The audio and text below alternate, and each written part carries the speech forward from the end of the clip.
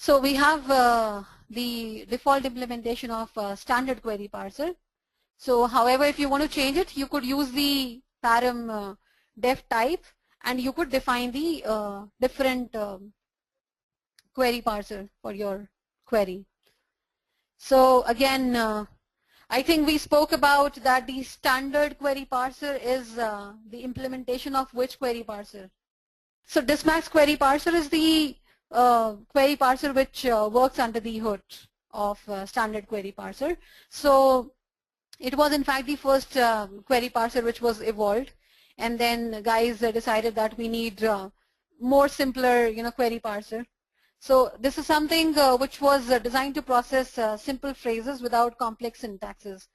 So they were trying to implement something very, very simple.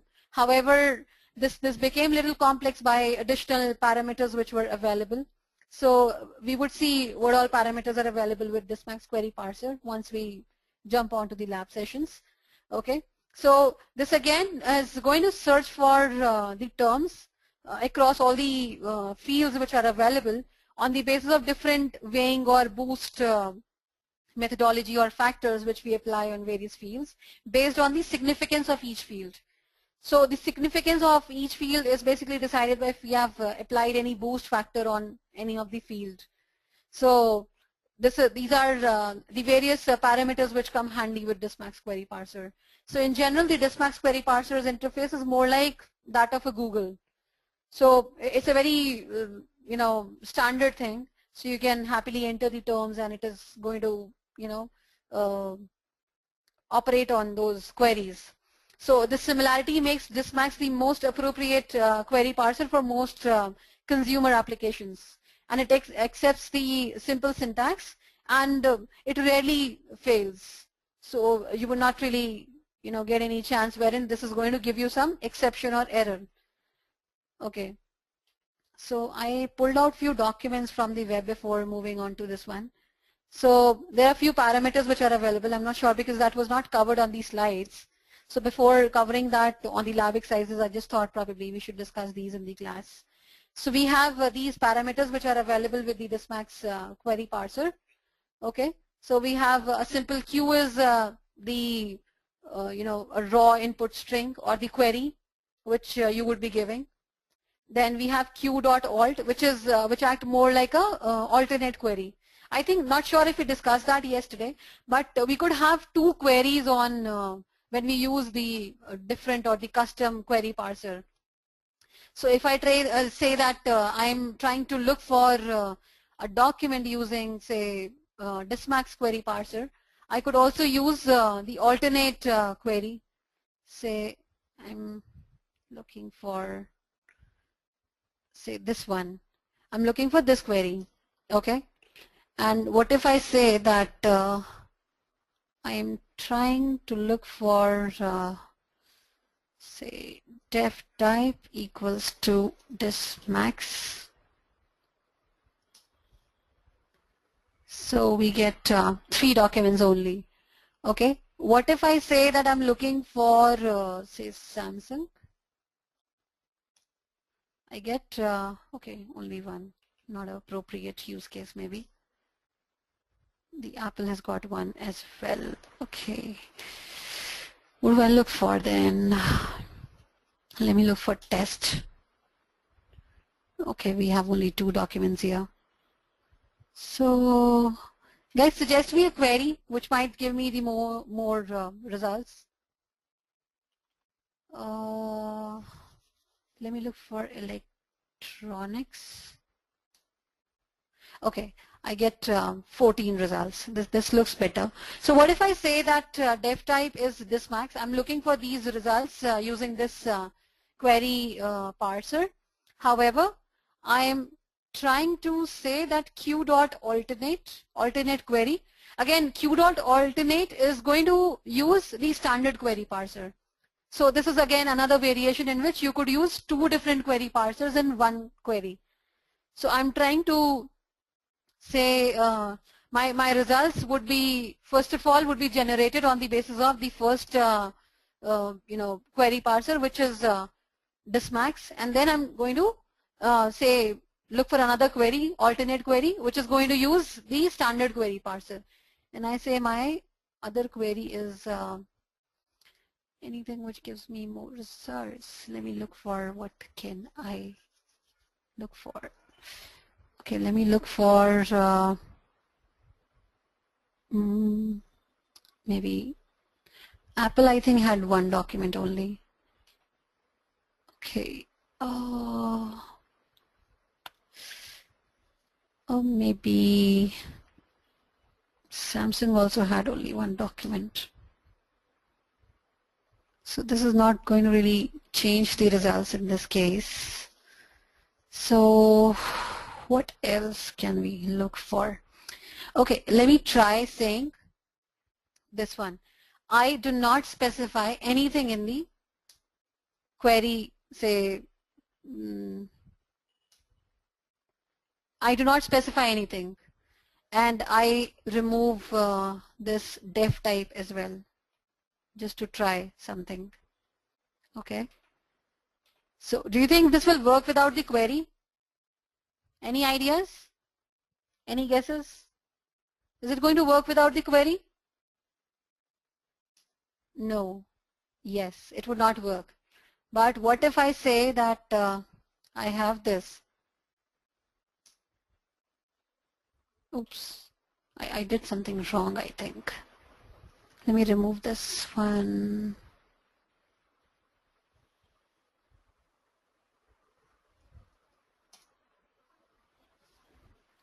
I think I have done something wrong.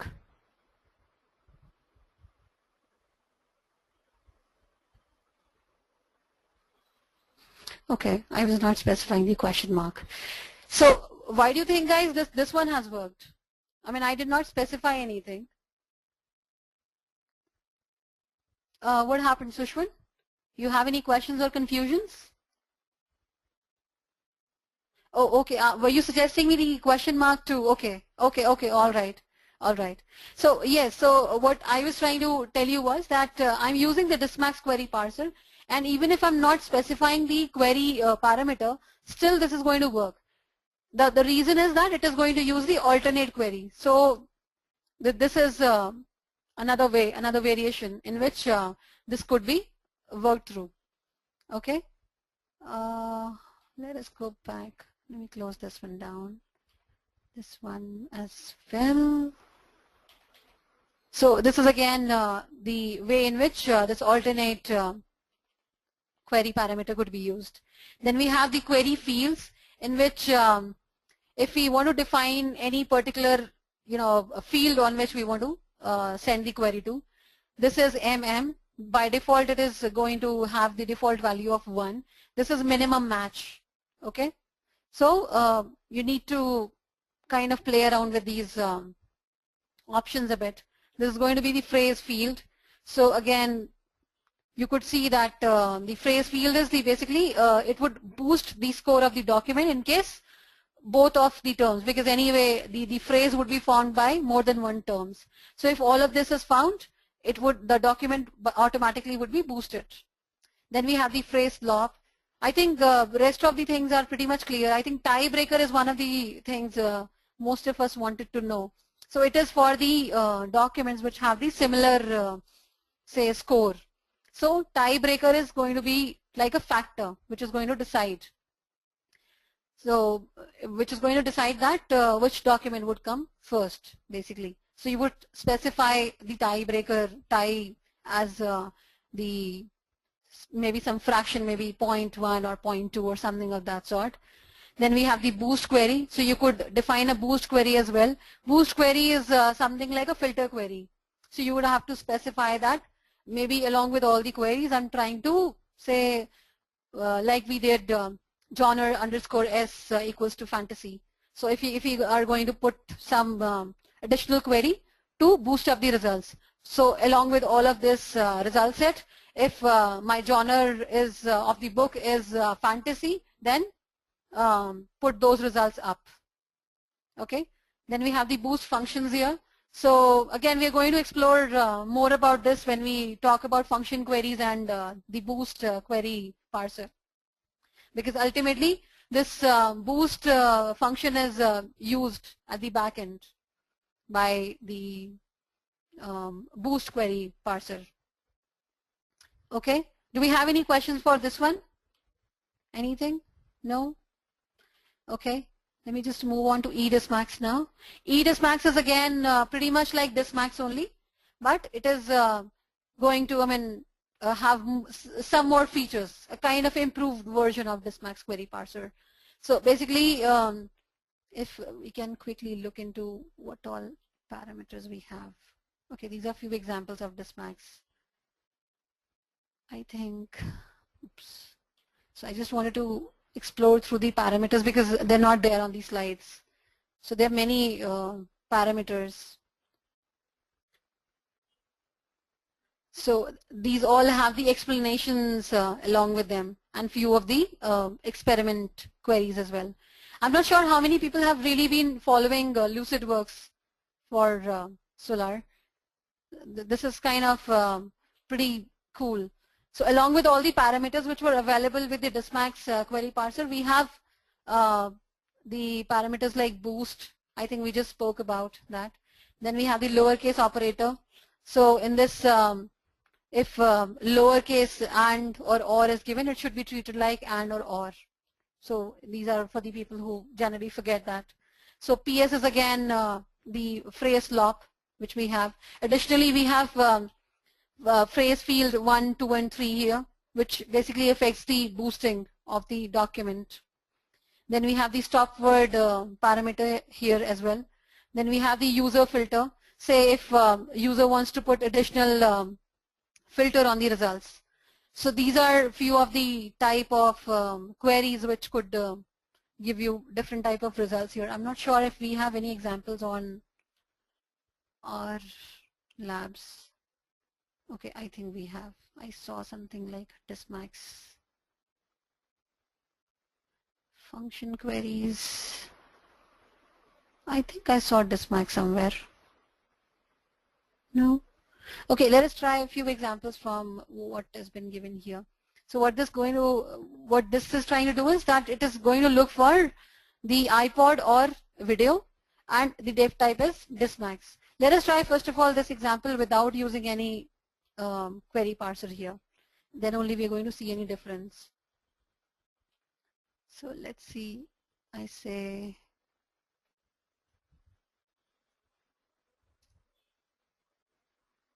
I was supposed to specify the core.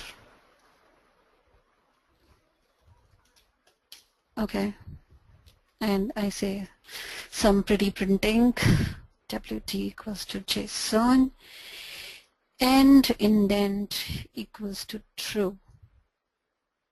So we found 5 documents. Let us now try using this one. Okay. So we again got 5 documents only. Okay. So let us try something more complex, which affects the results. Let us take, okay, this seems good enough. So what I'm trying to do is I'm going to define the EDisMax. The query is hello. The phrase query is going to be from the text field, and the query field is also the text field. And I'm boosting the results on the basis of popularity. Okay, let's see this one.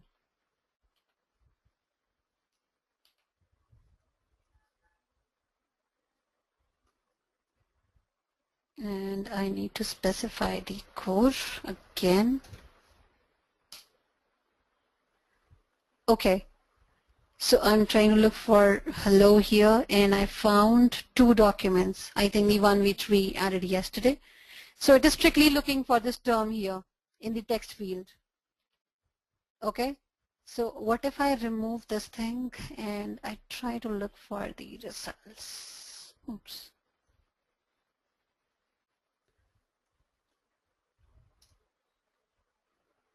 Okay, it is again giving me the same results. I need something else, some better example maybe. Guys, suggest me some example wherein I can maybe Boost on the basis of say score. No, boosting we do not need. I'm saying query field is category. Let me try this.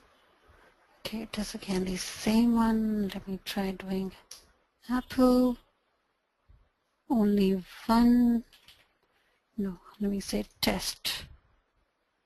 This gave me 2 results. Okay. Maybe electronics. Okay. And let me try putting up this now. Okay, did you guys see any difference? We were looking for this query, wherein we are looking for the query was electronics, and we're trying to form the phrase query on the basis of the text field, and the query field is the category field. Okay, and when we remove this EDisMax definition, the query parser definition, we got 14 results. But when we used EDisMax, it got me only 12 results. Right? Let me just try removing this once again. Please notice. Do you see that? 14 results. Okay, this is because the way in which the query is parsed, that is what I basically wanted to showcase. That the difference would be how the query is basically being parsed. So there is a difference. I mean, that is what should make you understand that what exactly is the value addition of these query parsers add to your complete implementation. So basically, it is trying. Basically, the query parsers are used to refine your query. It is trying to kind of beautify, or I would say, what is the right word to use? It is kind of refining the results. So these parameters basically act as a filter. So they're trying to say act as a maybe a kind of checkers. So I think filter was the right word. So if you you know, send a normal generic query, you would get different results. But if you use any of the query parsers, the implementation would vary, and that is why you would get different results. So that totally is dependent on the kind of use case you are serving. So if you have any kind of use case where you want exact matches for each of the query parameters, probably this is the right one to be used. Okay. So there are various other examples here which could be used. We could also override the default value of minimum matches to 2 or maybe 3. We could also say use the query field as features, and I'm trying to use the boost factor along with the query fields. So over here I'm trying to look for the video, and definition is EDisMax, the query parser. I'm looking for query field as features. The value in the features is boosted to the factor of 20. The text field is boosted by say 0.3, and then I'm saying that my boost queries if the documents fall under the category of electronics. Say I'm boosting this by the factor of 5. Okay. So you give certain fields more importance, and so the results are more specific. Correct, Vikas? Thank you so much for putting that up. So maybe that is the kind of way I wanted to put this through. So yes, there are some fields which kind of gain the precedence over the rest of the fields, and that is why the results and the number of results and the kind of results vary. So again, we have a limited result set over here to be used in the class. So maybe when you're using that on the production, you know, index store, maybe the results would vary as in to a great extent. Okay, again, to be more specific on the result set, like kind of being more strict on the query parameters, you would want to use EDisMax. Otherwise, you have rest of the features are there on DisMax query parser as well. However, if you still want to use, say, boost query and boost function, maybe this is the right one to go for. It additionally offers you few parameters here. I think, discuss those. So if you have more number of, say, phrase filters, so you would probably want to use one of these. So these are based on the word shingles. I mean, don't get confused with the word shingle. It is kind of maybe a gram which was formed by the n-gram filter. So basically, this would act on the grams which are formed by your n-gram or edge n-gram filter. So if you're trying to use that on your field, this is going to be more relevant. So again, that is totally dependent on the kind of use case you have. So it gives you few more flexibility and few more features to be added to DisMax. So that is another reason you would want to use EDisMax, or if you want to use DisMax. Right? So if you need less strictness on the kind of results to be retrieved from the data store, maybe you can go for DisMax. Or if you want kind of more stringent query and the results therein, which are kind of pretty much what the user has been looking for, no hanky-panky, probably you should go for EDisMax. So that's kind of an additional extended DisMax. Okay, Vikas? So rest of the features remains the same. So there are a few features which kind of vary. Okay. So there are a few other examples which are there along with the features. Okay, I think this is the same one which we saw on that website. Okay, so then we have the function queries. So the function queries basically, okay, the function queries lets you say do some evaluation at the time of query. Likewise, I just gave you an example wherein I would like to add, say, maybe few metrics which are already available. Likewise, take an example, I am trying to look for a product and there is a price field and there is a tax field, and say I have say delivery charges maybe. And what I'm trying to do here is that I'm trying to sort the product price on the, when I'm trying to look for some product and I'm trying to add all of these prices. So I'm trying to evaluate that which product would be less would cost less on my pocket. So I'm trying to say sum up these values, the price of product, the taxes which are there, and the delivery charges. So on the basis of these three fields, I'm trying to find out that which product would cost me less. Okay? So these are few of the available functions which are there. So do you guys understand what could be the use case wherein we might require the function query parser? Okay, Kiran has another question. Where do we usually write this results to? Flat files or to the database? Kiran, basically you do not write the results. I mean, I'm not sure what kind of implementation you have. Basically, in the general implementation, you would, I mean, render these results on the UI itself, because that is what the user has been looking for. And what if, okay, you say that this is all web-based, but what if I don't want web interface? Yeah, this is JSON format. That is correct, but this can always be parsed as per your requirement. So you can always parse the results. Maybe you could always want that I want the results in the XML format, and I could use the DOM or the SAX parser, and I could create my own custom schema saying that under this tags, get me the results, and that's how it. Okay. What you could not hear, Kiran? I mean, is this a problem with everyone? Are you guys not able to hear me?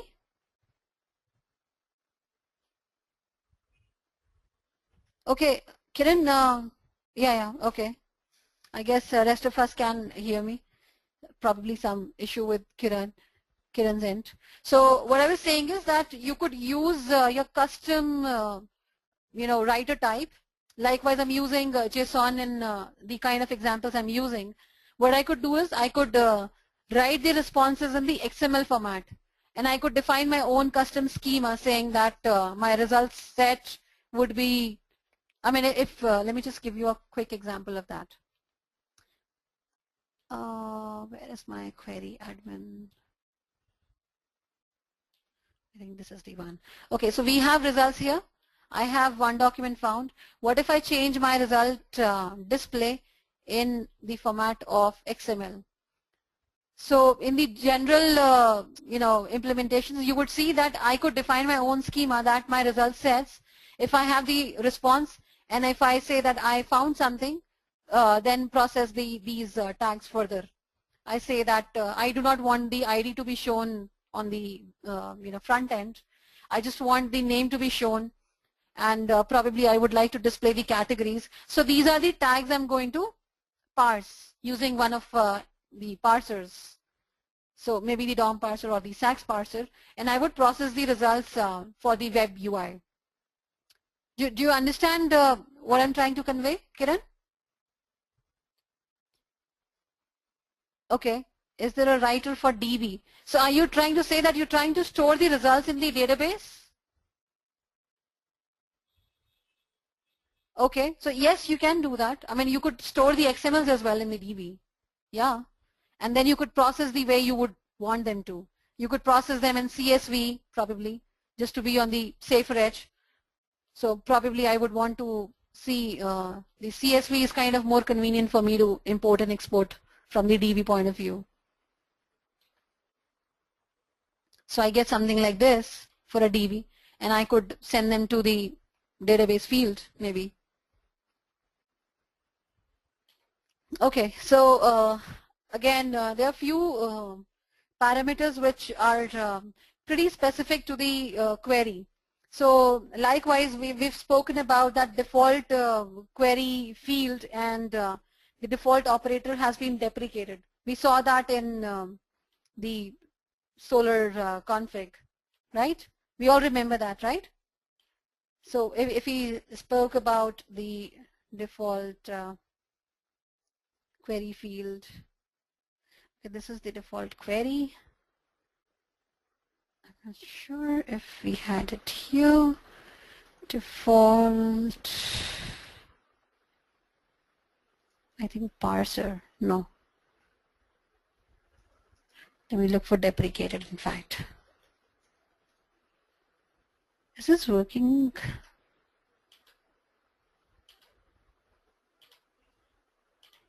Oh, okay. I was looking into the wrong XML altogether.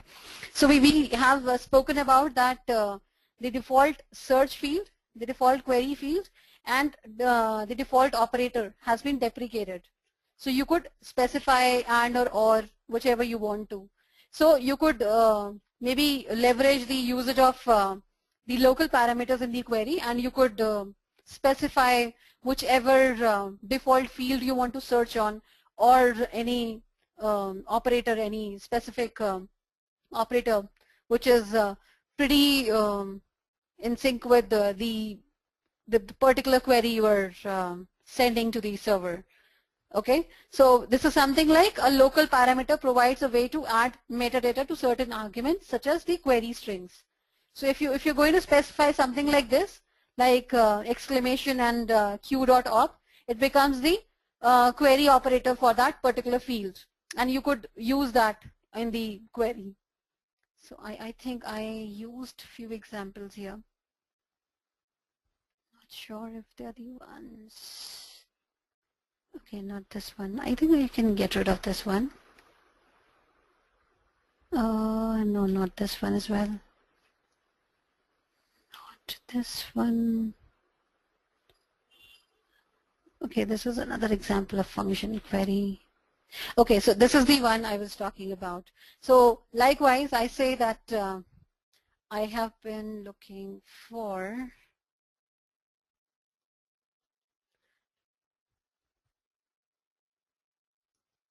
I've been looking for the, say, this is my phrase, Solr and Edureka, and the default operand between these two phrases is and. I want Solr and I want Edureka. In the default field is text here, okay? And the field name I'm looking for is name and score. So I have used and operator, and I'm searching on the default field. Say I could take some other field as well as a default field, because by default this is anyway text. So let me try making some more thing here. Okay, let me try or as the default operand, and let's say name, and I say name is either Samsung or it's Apple. Okay. So when you look for this type of query, it is pretty straightforward though, but it is trying to create the query parameters which are very, very specific to this query. So you could do that. You can do that. Okay. So this is going to look for, this is going to consider the name field. This local query parameters are basically used for the more complex queries basically. So this might be a very simple one to say, but this is again something which we could use to, you know, make the complex queries a little easier. Okay. So I think you got the point what I'm trying to convey here. So there are other parsers as well. There are approximately 30 more query parsers which are available in Solr. Okay. So these are again a few of the types. We have block join query parser, boost query parser, collapsing query parser. I have few of the examples from these query parsers as well. So we're going to cover them quickly so that we can jump on the session 6 presentation. So again, let me quickly show you one example and explain this to you theoretically. Okay, so you can explore this a bit on your own. If you still find them little kind of tricky or tough, probably we can discuss that in class. Okay, so I'll just go through them quickly. So block join query is again a type of query in which we are going to be creating a kind of join between the child documents and the parent documents. So I'm not sure if we have really taken any example of the nested documents. So every document in a Solr could also point to another document. So there was another scenario which we could have. So again, this is very, very specific to some use case in which we have the parent document and we have the child document as one of the, say, a field. Maybe we could specify that child, and then we could give the document ID of some other document therein. Okay, this is kind of not very hard to understand though. So the child query parser basically takes the query and it matches with the parent document, and then it is going to return the child documents, the children documents basically. And the parent document is going to do the reverse. That is, it is going to take the query which it is going to match with the child documents of the parent document, and then it is going to return the parent documents. Okay. I hope I did not confuse you guys. So this is little different from the inner and outer joins we have in the database basically. So we have child query parsers and the parent query parsers here. Then we have the boost query parser here. So I have, I think, discussed that the boost query parser is basically using the EDisMax query parser at the back end. So it is extending the QParser plugin, and it creates the boosted query from the input value. So the main value is the query to be boosted. The main value as in the value which we give after the curly braces.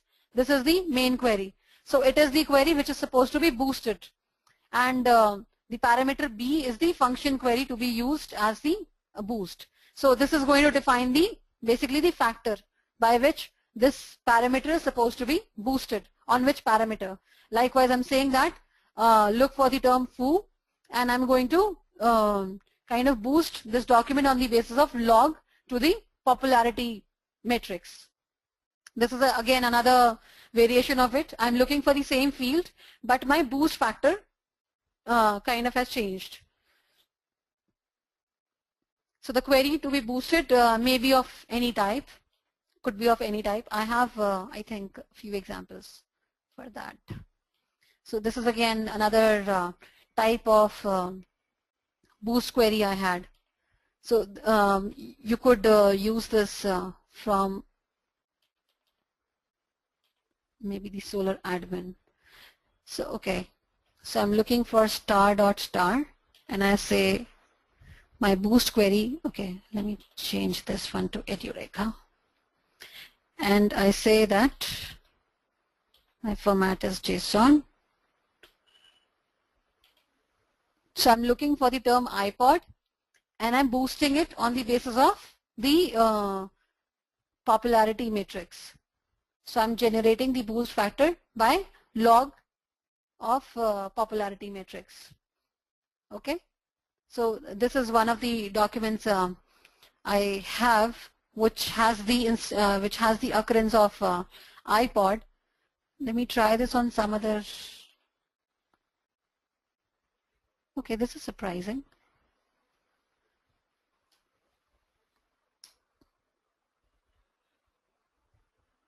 Oops, I did not find anything here. I found something on the collection 1. Okay, let me try using that as the main query as well. So this is going to basically look for the term iPod in the default field.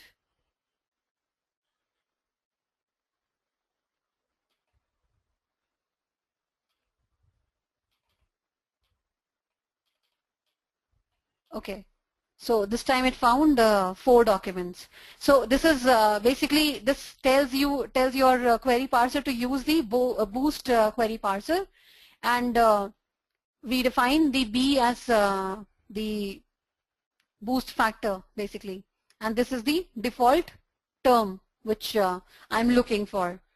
Okay, so every occurrence of iPod in the document, the boost is applied on it, and the documents are boosted on the basis of this term I'm looking for. Let's see if I can boost the documents which have electronics as one of the. I found 4 documents with that query. Let's see how many documents do I find this time. Okay, I have 15 documents now. So electronics was the main query, and this was the boost factor which I used. Okay, so I think you got the idea behind the boost query. So we're basically using the boost query parser if we have to look for any the operation wherein I'm supposed to boost on the basis of some term, some specific term. The collapsing query parser is more like maybe let me think of an example where we're trying to say the retractable list maybe. So it is kind of the approach when the number of distinct groups in the result set is high. So if we have more number of categories, maybe this is the kind of right query parser to be used. So this parser collapses the result set into a single document per the group before it forwards the result set to the rest of the search component. So this is something pretty similar to the faceting and highlighting we would be discussing in a little while. So I'm not sure if I took any example of this one. Okay, I think I did not. Let me see if we have anything in here. Okay, so we had example of the local parameter in the query as well. So we have certain examples here wherein we are trying to define the name, and we're trying to give it a phrase. We can also specify the particular query parser if we are trying to use. This is again the example wherein, okay.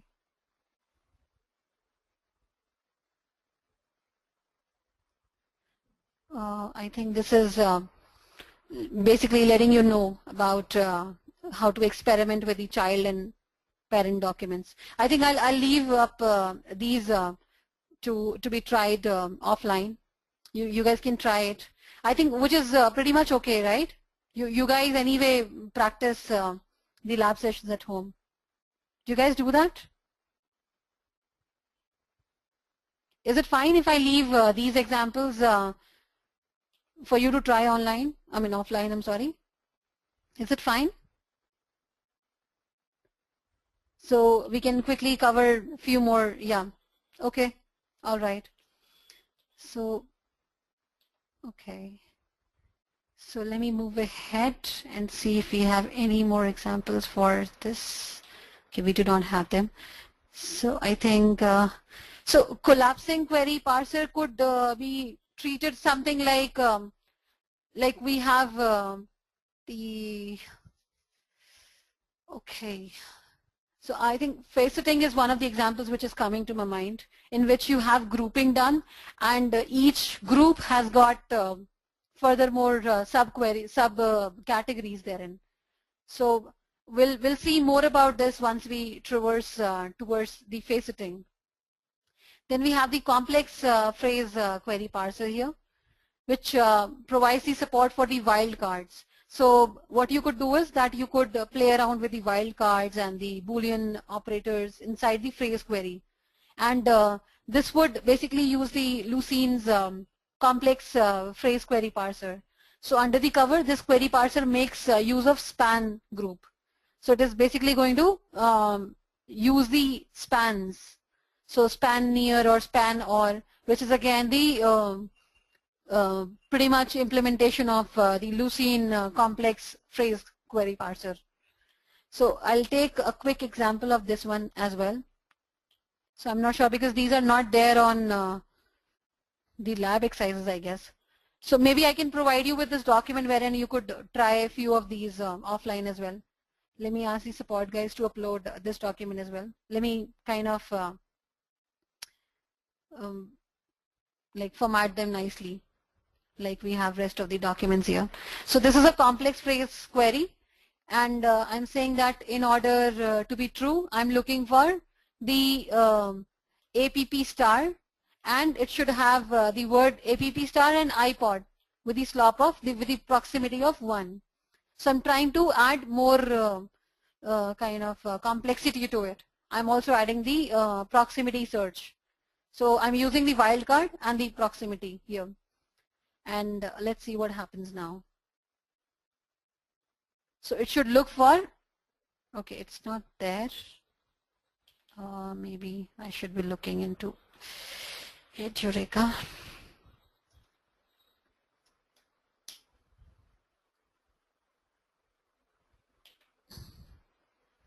I'm a little surprised how is the code changing every time. Never mind. Okay, so here we go again. So let's see what do we get now. Okay, we don't get anything here. Okay, let's see if we get something on the collection 1 for this.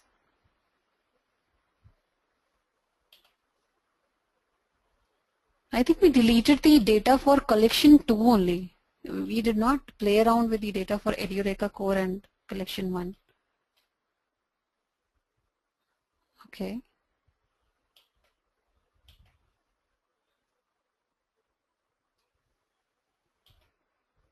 I just tried these examples before.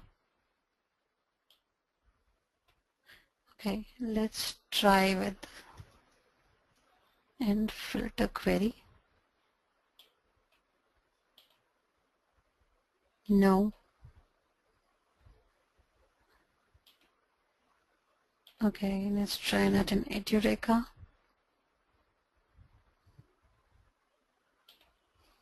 I should have actually noted down the core I have tried these examples on. Might have made my work easier. Okay, not the one.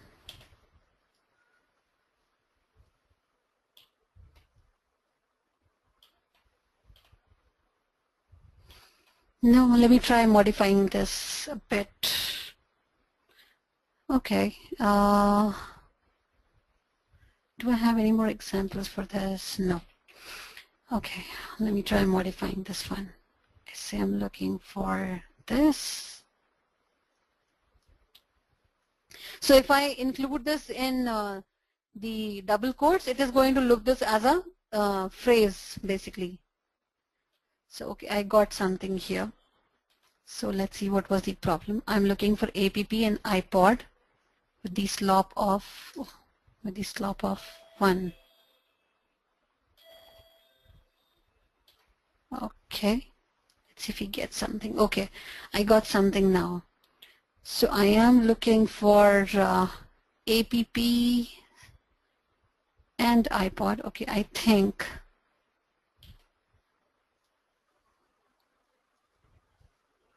there must be some encoding issue, I think.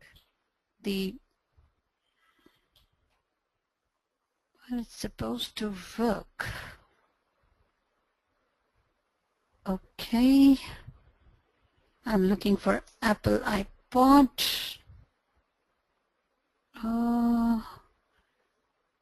Guys, could you see any problem? I mean, do you guys see any problem here? I mean, I do not see any problem for some reason. Can you guys suggest me why this might not be working? Because I mean, I tried this before the class today.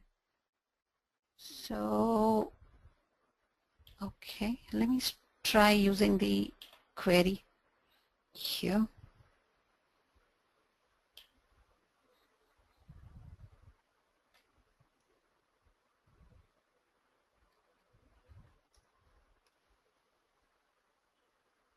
Okay, no results now as well.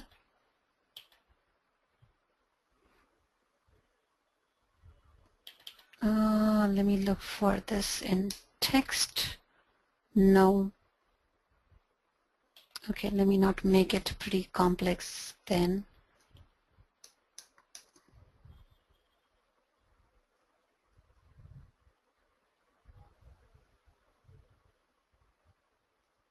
Okay, this was supposed to be working anyway. No? Okay, I forgot the... Okay, app star is working if I have to look for this. Okay, what could be the problem?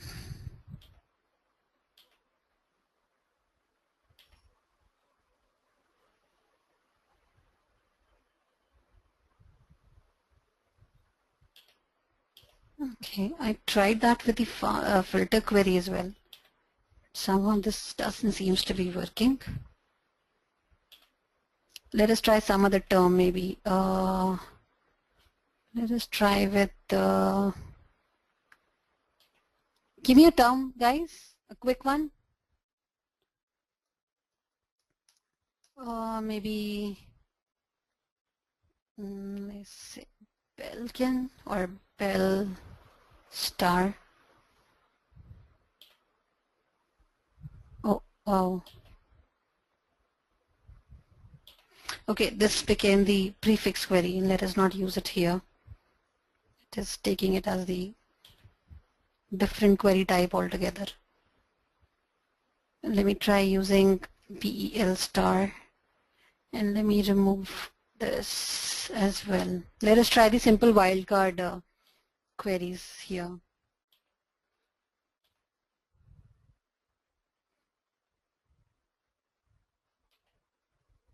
Okay.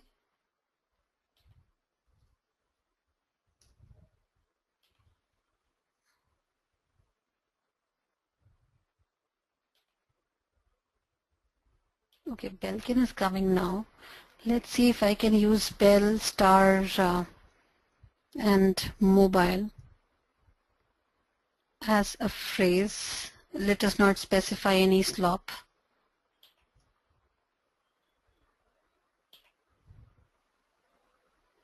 Okay, this one seems to be working as well. And what if I specify the slop? Maybe say 2. I think with 1 it should work. By default it is. Okay. There must be some syntax problem in the other example. Okay, with 2 as well it is able to find.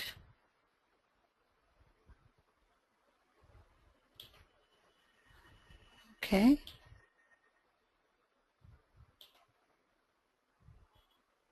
Okay, with 3 as well it is able to find. So I think this is more of, I think I should give you a better example with for the complex phrase query. So this is basically to add more complexity to the, two terms which a person might be looking for. So here are a few examples. Let me give you a better one when I send the document for uploading in the lab exercises.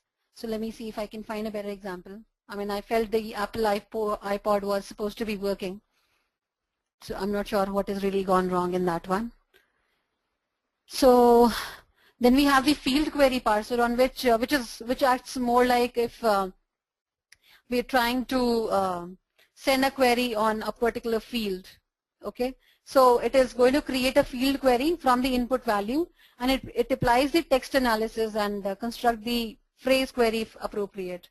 So it is going to see if you are sending in two terms, it is automatically going to convert it into a phrase query by itself. So this is one of the examples which I have taken. I think these documents were there on the collection 1, I think. Let me close these down. This is kind of adding to the confusion. Okay, I think we are pretty much done with these. I think this is also done. This is also done. Okay, so let's see if we can get hold of this guy. Okay, so I'm defining a field, and the field is basically constructed on the author field of the schema, and the value I'm trying to look for is we had the books data we entered yesterday, I think, if we guys remember. So Rick Riordan is the basically it should be taken in as the phrase query. So it is going to construct it by itself. So it is going to simply convert this entire thing into the phrase query on the basis of the value which has been provided. So if you give it 2 strings, it is probably going to form a permutation combination of the phrase query, or can be used as a term as well. So right now it is fetching the documents which had the occurrence of author as Rick Riordan. So this is another example of the text of the field query parser. So I think we do not have any such thing in the lab exercises we currently have. So then we have the function query parser. So please do not confuse yourself with function query parser and function query. So function query is basically the query is basically the functions you are applying at the time of querying the index store. Okay, there are few functions which could be used at the time of querying the data store or the index store, and there are few functions which could be used at the time of basically when you're trying to construct, say I'm defining a function which could be basically I'm defining to be used on my query. So this is one way to use the function on the Solr query. So we saw one of the examples here. So I've tried adding this. Okay, let me try copying this. So I'm trying to apply the this function on the price of the price of the books or the article I was speaking about. So okay.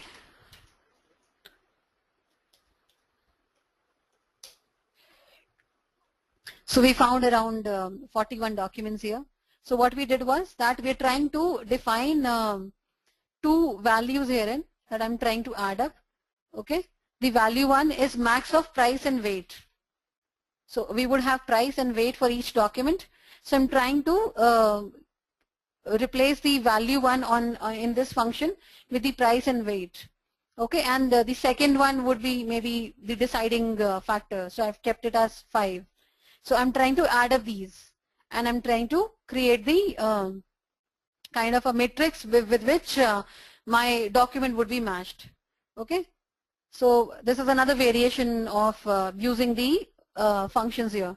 So every time you're going to use a different query parser with within the query, you're going to have something or the other in this manner. So with the exclamation symbol, whatever you're going to provide here would be considered as the query parser you're using for that particular query. So likewise, if you see, I could always say that I'm trying to use, with the exclamation mark, I could always say that I'm trying to use DisMax here. And I could just go about giving it the parameters of the DisMax query parser. Okay? So I would be sharing this up for further analysis. You guys could try this at your end. Okay? So I found that there were no examples related to these concepts. In fact, I think they were not covered in the previous sessions which were conducted. So I thought probably I should pick out few examples to be taken up in the class just for the fair understanding. So then we have the function range query, in which we're trying to apply the function and we're trying to provide a range with it. So it is also going to be an extension of QParser plugin, and it creates the range over a function. So I'm trying to create the f range, which is function range, and I'm trying to provide it the lower end as 1000 and the upper end as 50,000, and I'm going to specify my field. Okay, this could be another function, say. It could be used as a function as well. Likewise, I saw that I could use it as a sum of weight and price, or I could provide it as a simple field. So likewise, I've used this on the price field here in the document. Okay, I think we're good enough with this one. So let's try this one. I'm sure this is collection 1. Okay. So I'm trying to, okay, this is the filter query. Star not star, and I say, so what I'm trying to do is I'm trying to create the range of the price, okay, from 20 to 100. I found 3 documents here, and if I said that the price range was probably to include 0 as well, I would have got more documents here. Okay, so you could try various variations with such queries. You could apply the functions on the instead of a field, you could specify the function here. So this is another variation you could do. Or if you wanted to say, I do not want to consider 0 because it is going to get me all the documents even if they do not have any price. So let me see if I can get hold of something like this from 100 to 2000. Let's see if I can get something like this. Okay, so I get something here. I got 8 documents here which have the price range from 100 till 2000. So 350, 399 are all greater than 100, 185. So because I have not sorted the results, you would not get any results result here in which the price would be less than 100 here. Okay. So are we getting the idea of using the this thing, the function query? I'm sorry, the function range query. Did we get the idea? Why would we use it? Okay, will f range work with ABCD to XYZ? You mean lexically creating the f ranges? It should, yeah, it should. So where did we try that example? Okay, here. So let us try creating the, that's nice, interesting question in fact. So let's say if we have, say, Apple and upper range would be, say, Samsung, and I say my field would be name, right? Something like this, Sushman? Is that correct? Is that what we wanted to try? Yeah? Okay. So in this case, it should use the lexical ordering. Okay. It did use something, not sure what. Okay, test is there, Samsung is there, Belkin is there. I think it has, did we say that we are trying to order them in a different way? No. Okay, we do not have anything to specify the ordering here. So it is containing everything from Apple to Samsung. So we have Apple here, we have Samsung here, we have the Corsair here. So anything which ranged between the Apple and Samsung, it got me everything, right? Okay. So if it could not be, evaluated by the numbers, it would use the different technique for characters. Then we have the join query parser, which allows to normalize the relationship between the document with the join operation. Likewise, I could have given you the more complex examples, but due to, excuse me, I've tried getting the simpler ones here. So this is a different concept in which we're trying to join the information basically. Okay, so this is a little different from the RDBMS joins which we have. So as we see here, this is going to find all the products containing the word iPod, the search query, and it is going to join them against the manufacturer docs, manufacturer ID to the main ID of the document and return the list of manufacturers. So all the manufacturers which return the ID of all the manufacturers which match with the query iPod. Okay, so in the similar way we have find all the manufacturer docs named Belkin. The company name here is Belkin, and then it is what it is trying to do is it is trying to join them against the product documents and filter the list of only the products which are priced less than $12. So this is the main query, and then it is the the filter query. So I'm not sure what example have I taken here. So okay, I'm just trying a simpler one. Maybe you could try a few more offline and let me know how this comes out to be. So I'm going to use a simpler one here. We'll remove this one. And I think I have few other things here. So it extends the Lucene query parser, but returns the max score from the clause. So the ones which have the max score are going to be basically will take the precedence.